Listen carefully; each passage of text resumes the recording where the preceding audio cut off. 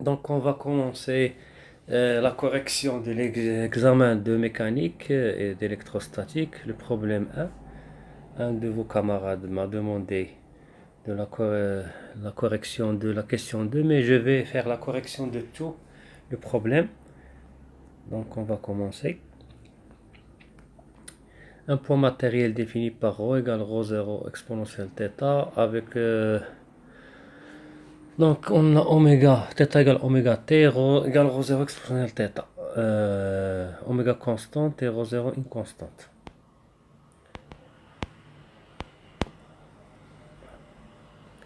Donc la première question. Déterminer le vecteur position en coordonnées polaires. Donc le vecteur position en coordonnées polaires. Donc en coordonnées polaires, on a toujours ici on a x, y. Je vais changer le stylo. Et ici on a OM. Ici on a I. Et ici on a J. Et ici on a un angle θ. Et ici cette distance là, c'est ρ. Donc ρ est égal, c'est la distance OM. Donc ρ est égal à OM. Ou bien tout simplement ρ est égal à OM. C'est cette distance, le module du vecteur OM. Et ici on a un vecteur. Ici on a un vecteur ρ.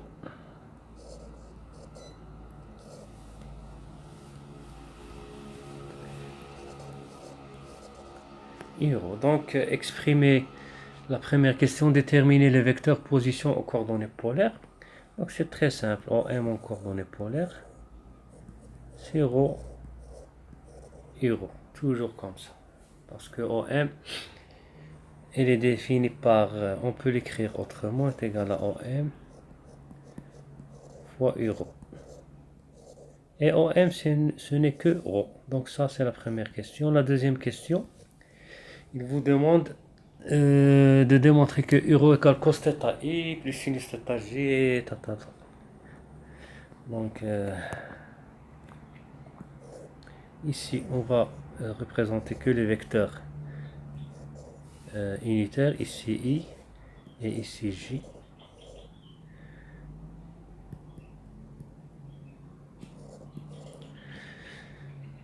ρ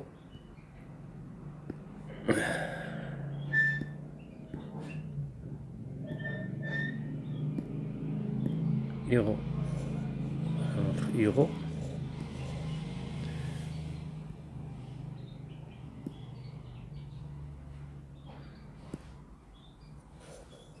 Voilà notre ρ. Et voilà notre Iθ. Ici on a l'angle θ, ici on a l'angle θ. Donc ρ est perpendiculaire à Iθ et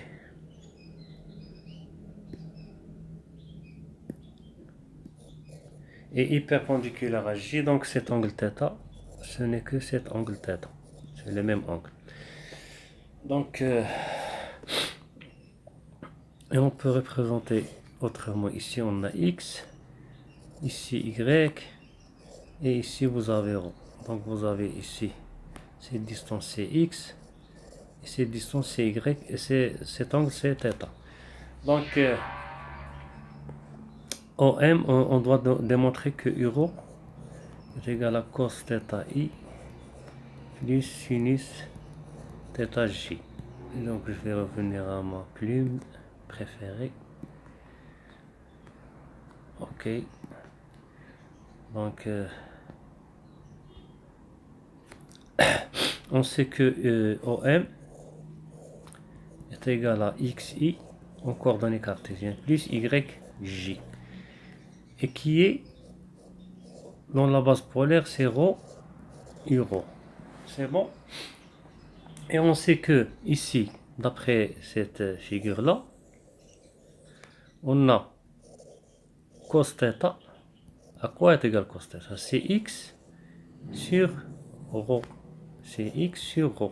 Le côté adjacent sur l'hypoténuse. Et sinus θ, c'est le côté opposé sur l'hypoténuse, c'est-à-dire c'est y sur ρ. Donc ce qui implique que x est égal à ρ cos θ et y est égal à ρ sinus θ. Et on sait que OM est égal à xi plus yj. Donc on remplace qui est égal.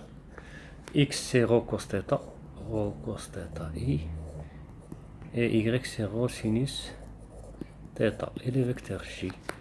Donc OM est égal à ρ cos θ I, on met ρ en facteur, plus sinus θj. Or en coordonnées polaires, OM est égal à ρ I ρ.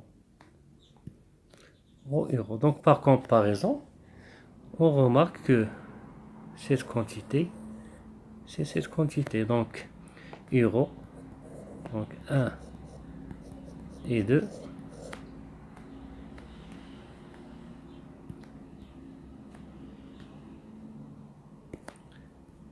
Un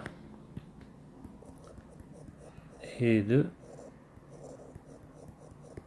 implique que I ρ est égal à cos θi du sinus θj. Donc pour Uθ, donc voilà le premier résultat.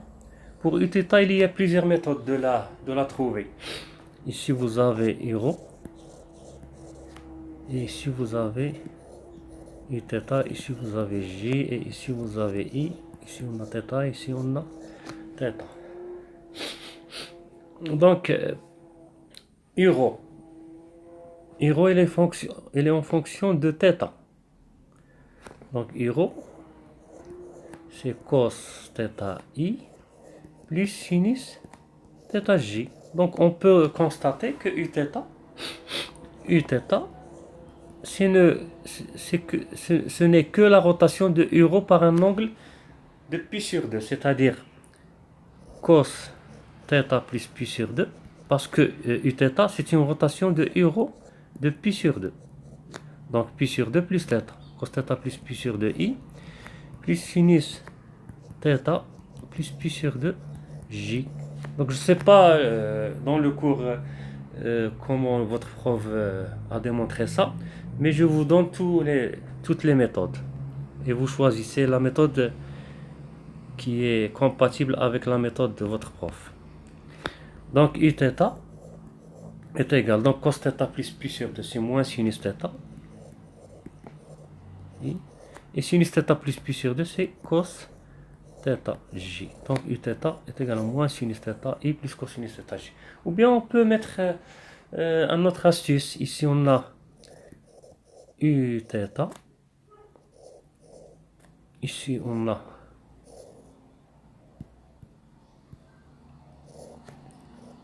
J. Et ici on a I. Donc Uθ, on peut la projeter. Donc ici θ, donc Uθ, on peut la projeter. On peut mettre Uθ, c'est la projection sur I, c'est moins, c'est cos θj, et ici c'est moins sinus θi. Ça c'est une autre méthode. Et il y a une troisième méthode. D'après le cours, vous avez fait que d de I ρ sur dθ, ce n'est que Uθ. Donc on peut dériver d de I ρ sur dθ à quoi est égal. Donc il faut mettre bien attention. d de I ρ sur dθ, c'est pas parce que d de I ρ sur dt c'est différent, c'est θ point Uθ. Mais ici je parle de θ. C'est bon? Donc d de I ρ sur dθ, quoi est égal? Est égal à d sur dθ Donc toujours la dérivée d'un cosinus par rapport à θ, c'est comme on a fait une rotation de pi sur 2. La rotation de pi sur 2 de cosinus, c'est sa dérivée. Et la rotation de pi sur 2 d'un sinus, c'est sa dérivée. Donc c'est une autre façon de voir les choses. Donc cos θ i plus sinus θ j. Donc la dérivée de cosinus θ, donc est égale à d sur dθ de cos θ i plus d sur dθ de sinus θ j. Donc i et j, on ne les dérive pas parce qu'ils sont la base cartésienne, la dérivée c'est nul. Donc d sur dθ de cosinus θ, c'est moins sinus θ. Et d sur dθ de sinus θ, c'est plus cosinus θ j. Donc d de euro, on a d de euro sur dθ qui est égal à uθ. Donc c'est une autre méthode pour déterminer uθ. Donc je vais m'arrêter ici pour diffuser cette vidéo et je vais commencer dans la troisième question et la quatrième jusqu'à ce que je termine. Et si vous appréciez cette vidéo, vous la partagez et vous la likez. Vous partagez dans vos groupes Facebook, dans vos groupes SVT. Et à la prochaine.